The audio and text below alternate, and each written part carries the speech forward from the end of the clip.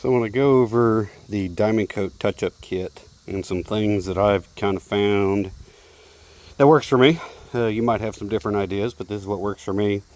First, I want to mention what they recommend is this Dynaflex 920, which is a pretty decent product. They call it self-leveling, which means it just shrinks.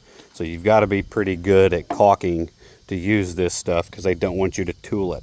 But if you read the instructions, it says that not to poke the inside, but they want you to squeeze the handle until this foil on the inside breaks. Well, anybody that's ever used caulk, silicone, adhesive, whatever, knows that that doesn't work very good. You build up all this pressure in here, and then all of a sudden it pops. You're going to get a bunch coming out at one time. Well, I didn't do that. I always poke it. So this hadn't been used in about an hour, but this is one problem with Dynaflex. All their tubes, almost every single one of their tubes, does that, where it just keeps running. So if you hang it, you'll get about a 2-3 inch little Peter track, essentially. But it's not a bad product. I like it. I mean, it just has its flaws. I'm gonna drop one of my tools here. But, so here's what comes in the Diamond Coat touch-up kit. Comes with these little syringes. This is a brand new one. Haven't opened it. I'm just using an open kit. But that's what comes in them. This thing right here is what in this kit, you take this like a syringe, you suck the paint just like that up out of your paint, and then I shouldn't have put this one together, but you can see how that one's not together. You can see the brushes, but with that tip removed, and you cannot replace it. This is a one-time use. This is use it once, throw it away. But then you fill it with paint. They tell you up to that paint line right there. I always go just a little bit more because there's always air inside of here and it can fill that. I want to get as much use out of this as possible. But when you turn this, it clicks and it locks. You'll never be able to use it again. I've not figured out a way to do it, and I've kind of tried.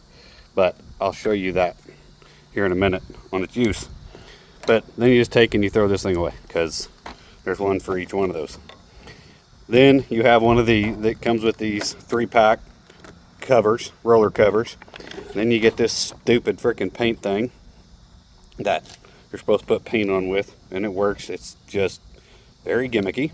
Then it comes with a quart of paint, and it comes with 2 of these foam brushes. But I don't know, this kit, from what I know, you have to buy all this together. This is one kit. You cannot buy it separately. At least through Diamond Coat, you can't buy this separately. You can buy this at Menards. I've done that. You can buy that at Menards. Done it. My suggestion is you do a couple of jobs. Probably not going to use that. When you buy a kit, just take that back to Menards. Return it even though you didn't get it there. Just use it for in-store cash. But they work, but let me take this lid off and I'll show you. So that cover at one point was big enough that it made contact with that little lip on the inside. Okay, well, I don't care what you do to control paint because this paint is very thin. It flashes pretty fast. But you can't roll like you roll walls. It just does not work that way. Using, I like 1/2 inch covers, 3/8 covers. It does not work that way. You cannot do that. You'll put on way too much paint. It'll run. So using it, it will naturally do that. You can only use it for a couple of days before you have to throw it away, which is why it comes with that refill kit. But what happens when it does that, with this paint being so thin, is when you start painting upside down, like let's say I'm going to paint the edge of this. When you roll upside down, then all of a sudden it just keeps dumping paint out, because what stops the paint from coming out is this little thing. Well, and I didn't unlock this on purpose, because this is what happens if you do not clean this every day, or do what I do, keep it inside this container. You can get a couple of days out of that. After that, it's starting to get too dry and you need to take it apart and clean it. But I just put a paper towel. This is an old pre-workout container. I just take a couple paper towels, shove them in the bottom, put water in it. It keeps the humidity inside of there. Then I can, when I need it, I can get it out, put it away, get it out, and put it away. It seemed to work pretty decent, because if you leave it out like this and you're working all day, I guarantee you by the end of the day you will not be able to get this thing open. See if I can do this one-handed. I don't have it. Yeah. Hey, you got to see the floor. So I can't do this one-handed. Let me, horrible video. Tell me about it here. But what I do is I put thread tape, and this helps. Put thread tape on your threads when you put this back together, because the problem is that paint gets, I can't guarantee I'm getting this in video here, but that paint gets in these little lines here on the sides, these openings. It gets in these threads, and then you absolutely can't take this thing apart. It will, there's nothing to hold on to. If you try to squeeze here with a pair of vice grips or channel locks or something, all you're going to do is squeeze this and break it, or squeeze it and make it even tighter. You can't squeeze down here. It just doesn't work that way. But since this thing is getting thrown away anyway, because I'm done with it, I'm just going to kind of pop this thing open, if it'll pop open. Hey, look at there, it's not completely dry. And I haven't used this since, well, it's been, I don't think how many days it's been.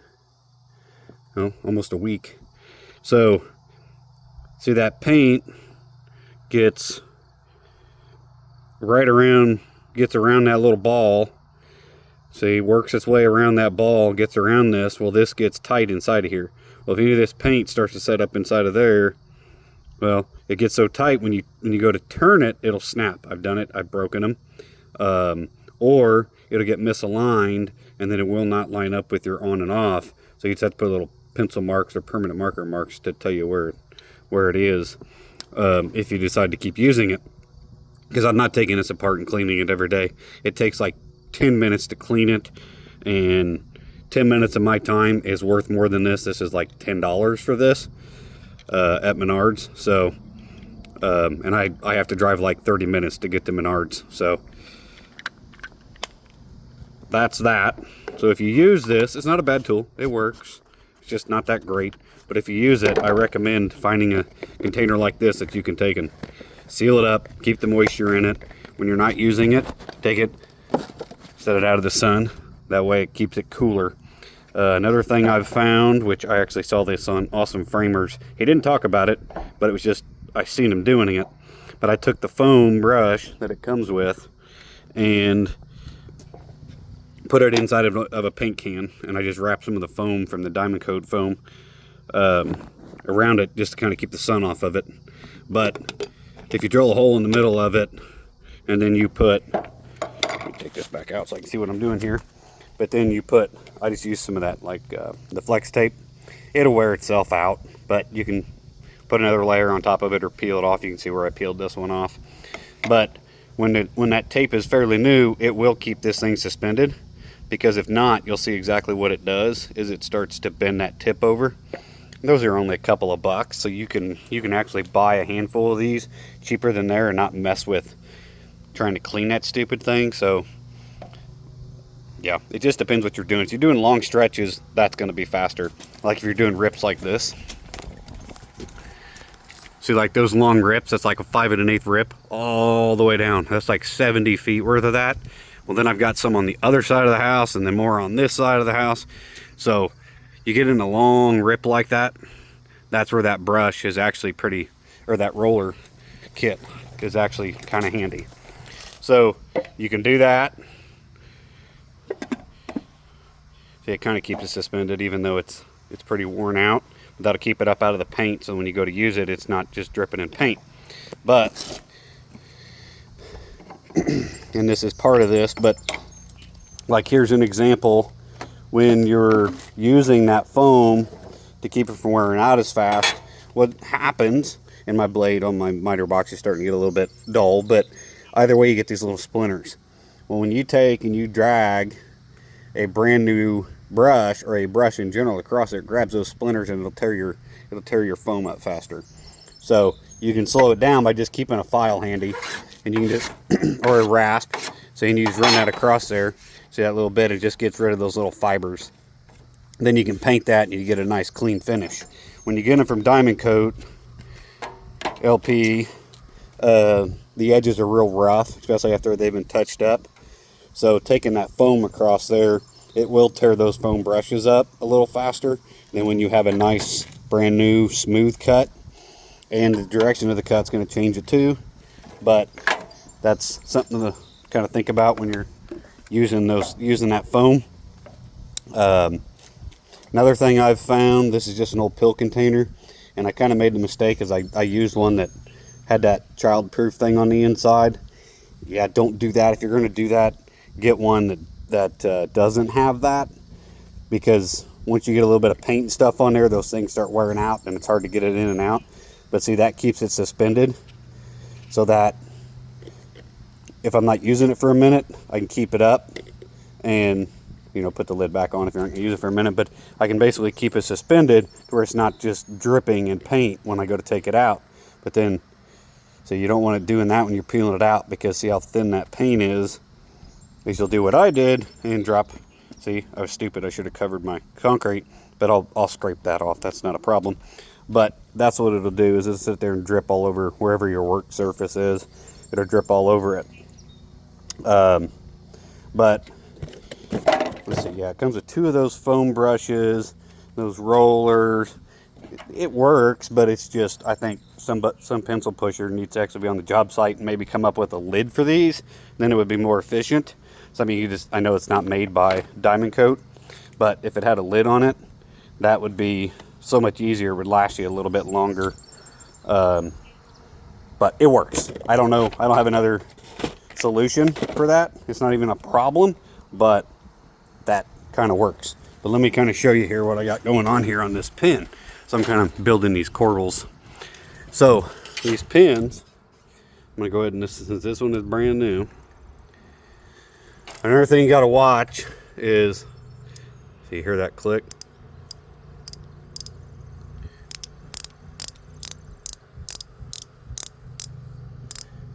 See, there it goes, starting to come out. Now I got it all over the surface. It's all right. So the one issue with the pin is you really got to pay attention what you're doing, because if you squeeze it too much, it's going to continue to drip, especially with it being so thin. So you've got to watch that. Is you don't just sit here and crank it stupidly. You just got to really pay attention what you're doing. And they don't want you to get it all over the face. But I wish I had one to show where a scuff mark is from the factory. See, I got a little sealer. That nail drove a little deep. That's basically what you're going to go back and do to every single one of those holes. See, what you want is you want that nail to be set just perfect, so that one coat of paint pretty well covers it. But the thing is one coat isn't going to cover those pass load nails, because they've got so much texture on the top that once this paint dries, you can see that nail head. Personally, I'm a finisher. I want that thing to look perfect. So, see, you can already see I just did that one. Just depends how anal somebody is. If you're up 2 stories, as long as that's sealed and that's not leaking, that's not going to leak around it, that's going to be fine. You're not going to see it 2 stories up, but you still want perfection. But I'm trying to find a scuff mark and I don't see one. But from the factory, coming off the pallet, sometimes these high ridges will have the paint rubbed off. Well, Diamond Coat doesn't want any paint on the surface. Well, how am I supposed to put paint on the surface to cover that scuff mark? Like that's kind of one right there. That's what it'll do. That's the primer underneath. So how am I supposed to paint that, touch that up, and not have any paint on the surface?